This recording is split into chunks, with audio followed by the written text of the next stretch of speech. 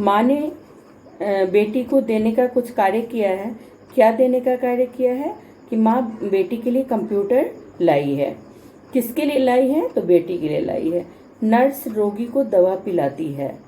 किसको दवा पिलाती है? तो रोगी को दवा पिलाती है। मतलब जिसके लिए क्रिया की जाती है वह संप्रदान कारक कहलाता है। जिसके लिए क्रिया की जाती है, जिसे कुछ देने का बोध होता है, उसे हम कौन सा कारक कहते हैं? संप्रदान कारक कहते हैं। संप्रदान कारक की विभक्ति चिन्ह को तथा के लिए होता है। संप्रदान कारक का विभक्ति चिन्ह क्या होता है? को तथा के लिए। ठीक है ना। अब पांचवा भेद है आपादान कारक। आपादान मतलब अलग होना।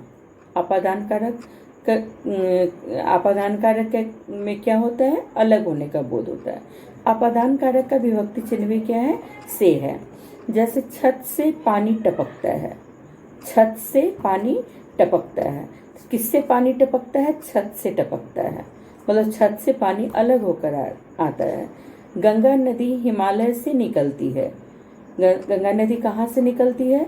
हिमालय से निकलती है, मतलब हिमालय से अलग होकर आती है। जैसे मान लीजिए आपका मित्र, विद्यालय खुली हो और आपका मित्र आपको विद्यालय आने के लिए बुलाने गया हो, तो आपकी माँ कह रही हो कि जैसे अमित, उदाहरण के तौर पर लीजिए, जैसे अमित तो चला गया, अमित तो विद्यालय के लिए चला गया या विद्यालय चला गया, मतलब अमित विद्यालय से विद्यालय के लिए घर छोड़ चुका है विद्यालय जाने के लिए। ठीक है ना। तो ये कौन सा कारक हो गया? आपादान कारक हो गया। जिस शब्द से अलग होने का भाव प्रकट हो उसे हम आपादान कारक कहते हैं। जिससे अलग होने का बोध हो, अलग होने का भाव प्रकट होता है, उसे हम आपादान कारक कहते हैं। और आपादान कारक की विभक्ति चिन्ह क्या होता है? से होता है। मैंने आपको बतलाया अभी पहले कि करण कारक का विभक्ति चिन्ह भी से होता है और आपादान कारक का भी विभक्ति चिन्ह से होता है। लेकिन करण कारक में से का मतलब उस साधन या माध्यम होता है, साधन या माध्यम होता है। लेकिन आपादान में से का मतलब अलग होने के भाव से होता है। ठीक है ना, ये अंतर है। अब छठा भेद है संबंध कारक। संबंध मतलब जैसे जब शब्द का संबंध दूसरे शब्द से बताया जाए, मतलब जो एक संज्ञा या सर्वनाम का संबंध दूसरे संज्ञा या सर्वनाम से बतलाया जाए तो उसको संबंध कारक कहते हैं। संबंध कारक की विभक्ति चिन्ह का, के, की और राड़े री होता है। का, के, की और राड़े री। जैसे उदाहरण में देखिए, अभिनव की पुस्तक मिल गई।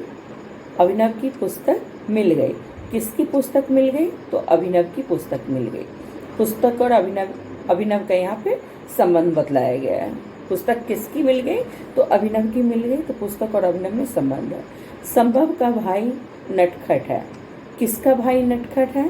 संभव का। तो यहाँ पे संभव के भाई और संभव का संबंध है। किसका भाई नटखट है? तो संभव का भाई नटखट है। ठीक है। अब है सातवां भेद। सातवां भेद है आपका अधिकरण कारक। अधिकरण कारक का विभक्ति चिन्ह में और पर होता है। जिस शब्द से क्रिया के होने के स्थान या उसके आधार का पता चले, मतलब उसके स्थान या फिर उसके आधार का पता चले, उसे हम अधिकरण कारक कहते हैं। जैसे अभी मैंने आपको उदाहरण दिया था कि पुस्तक कहाँ रखी है? तो मेज पर रखी है। मतलब पुस्तक के रखने का आधार क्या है? मेज है। ठीक है ना। या रमा सोई है। रमा कहाँ सोई है? कमरे में सोई है। मतलब रमा के सोने का आधार क्या हो गया? यहाँ पर कमरा हो गया। रमा पलंग पर सोई है। रमा किस पर सोई है? तो पलंग पर सोई है। तो रमा के सोने का आधार क्या हो गया? पलंग हो गया। ठीक है ना। जैसे पिताजी कुर्सी पर बैठे हैं। पिताजी कहाँ बैठे हैं? कुर्सी पर बैठे हैं। तो यहाँ पे पिताजी के बैठने का आधार क्या हो गया? कुर्सी। ठीक है। तो जिस शब्द से क्रिया के होने के स्थान या आधार का पता चले, किस स्थान पर या किस आधार से वो क्रिया हो रही है, उसे हम अधिकरण कारक कहते हैं। अधिकरण कारक की विभक्ति चिन्ह होती है में तथा पर। अधिकरण की विभक्ति चिन्ह क्या होती है? में तथा पर। आठवां भेद है कारक का संबोधन कारक।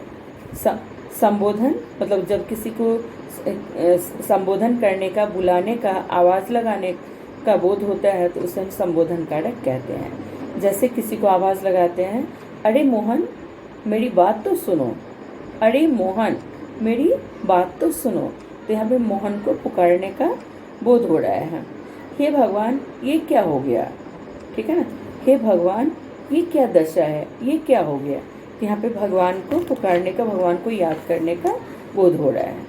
तो किसी को पुकारने या संबोधित करने के लिए, किसी को भी पुकारने या संबोधन करने के लिए, संबोधित करने के लिए जिस शब्द का प्रयोग किया जाता है उसे हम संबोधन कारक कहते हैं। संबोधन कारक में क्या होता है, किसी को पुकारने या उसे संबोधन करने का बोध होता है, ठीक है ना। संबोधन कारक की विभक्ति चिन्ह हे, अरे, अहो, अजी आदि होता है। हे, अरे, अहो, अजी आदि होता है, ठीक है, संबोधन। तो इस तरह हमने कारक के बारे में पढ़ा। जो एक संज्ञा या सर्वनाम का संबंध दूसरे संज्ञा या सर्वनाम से बतलाते हैं उसे हम कारक कहते हैं। कारक के विभक्ति चिन्ह के बिना वाक्य अधूरा होता है, उसका अर्थ स्पष्ट नहीं हो पाता है, ठीक है। कारक के विभक्ति चिन्ह को हम कारकीय चिन्ह, परसर्ग, विभक्ति चिन्ह आदि के नामों से जानते हैं।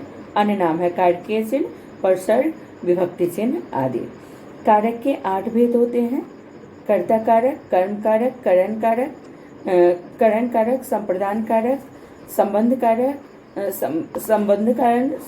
संबंध कारक, अधिकरण कारक और संबोधन कारक, ठीक है ना। इस तरह इसके 8 भेद होते हैं।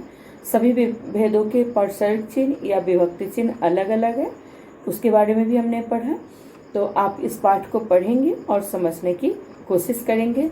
जहाँ दिक्कत हो वहाँ पे आप प्रश्न पूछेंगे। प्रश्न उत्तर मैं आपको भेजूंगी, उसे आप कॉपी में अच्छी तरह से पूरा करेंगे, ठीक है। Thank you class.